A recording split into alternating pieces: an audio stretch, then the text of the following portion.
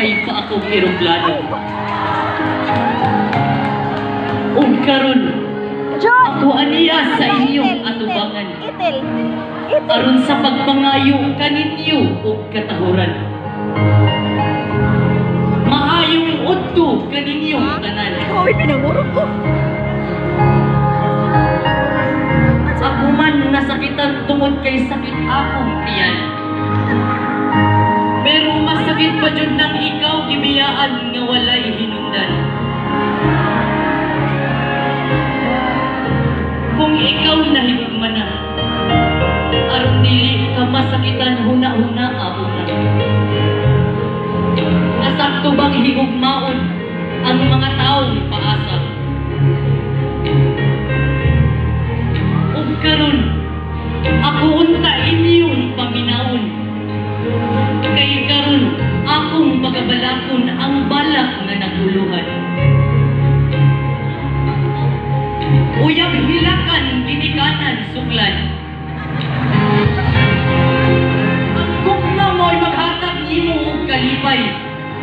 Pero maupoy mahimong hinungdan nga nang ikaw masakitan. Ang tinuod nga kagwapa makita sa kinaiya. Tungod kay daghan na karong mga tawo nga hitsuraan, pero walay mga batasan. Sa dihang bata pa ka, ang imong ginikanan mao'y una nimong gihigugma. Pero karong dako na ka, mas gihigugma pa nimo ang imong uyab kaysa nila.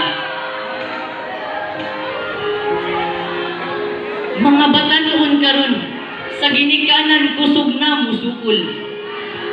Muuli raganig mukaon, masuko pa jud og suguon.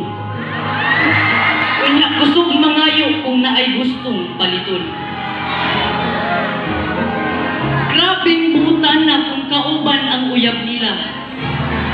Pero suguon sa ilang mga ginikanan, grabing takulana. Sa uyab na gani mananghid kong mulakaw, di na sa ilang ginikanan. Maguol kung malayo ang tao nga ilang giangayan. Pero malipay kung malayo ang ilang ginikanan. Kay wa nay mo badlong kung unsay ilang gustong buhaton. Kung makasa sa uyab mangayo pasaylo. Pero makasa sa ilang mga ginikanan magpaka-insakto. Sa panahon karon, ginikanan subako na sa mga batanon. O uyab na hinuon mao'y sudon. Unyag na ay bation, ginikanan mao'y mahayon. Sa panahon nga kita mga problema, way laing mo tabang maura ang atong pamilya. Lisod ra ba mahigugma sa tao nga wata higugmaa? Pero mas lisod mangayog pasaylo sa atong mga ginikanan kung wa na sila. Daghang salamat ug akong usbon.